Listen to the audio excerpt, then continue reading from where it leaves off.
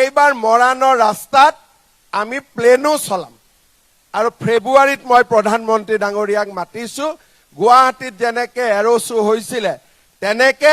সৰু খুৰা শ্ব এটা আমি ইয়াতো কৰিম আৰু প্ৰধানমন্ত্ৰীক হাইৱেৰ ওপৰতে আমি নমাই দিম এবাৰ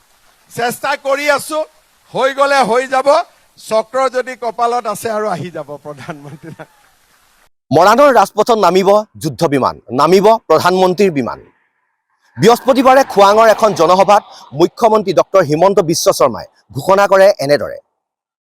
অহা ফেব্ৰুৱাৰী মাহত প্ৰধানমন্ত্ৰীৰ অসম ভ্ৰমণৰ সময়ছোৱাত মৰাণৰ ৰাজপথত বিমান নমোৱাৰ প্ৰস্তুতিৰ কথা জানিবলৈ দিয়ে মুখ্যমন্ত্ৰীয়ে কেৱল সেয়ে নহয় গুৱাহাটীৰ দৰে মৰাণৰ ৰাজপথতো এয়াৰ শ্ব' হোৱাৰ সম্ভাৱনা ব্যক্ত কৰে মুখ্যমন্ত্ৰীয়ে আৰু এয়া হৈছে সেই ৰাজপথ মৰাণৰ প'ল' ক্লাবৰ পৰা গছপুৰীয়ালৈ প্ৰায়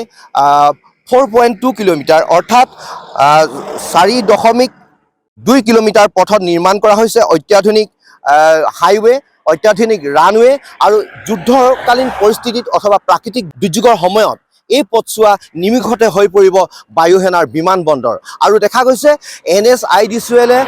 ভাৰতীয় বায়ুসেনাৰ নিৰ্দেশনাত অৰ্থাৎ পৰামৰ্শ মতে নিৰ্মাণ কৰা এই পথছোৱাক লৈ এতিয়া ৰাইজৰ ব্যাপক উৎকণ্ঠা কিয়নো শীঘ্ৰে মুকলি কৰা হ'ব এই পথছোৱা আপুনি বিচৰা বাতৰি পাব কেৱল নিউজ 18 এপত নিউজ 18 এপ ডাউনলোড কৰিবলৈ স্ক্যান কৰক এই QR কোড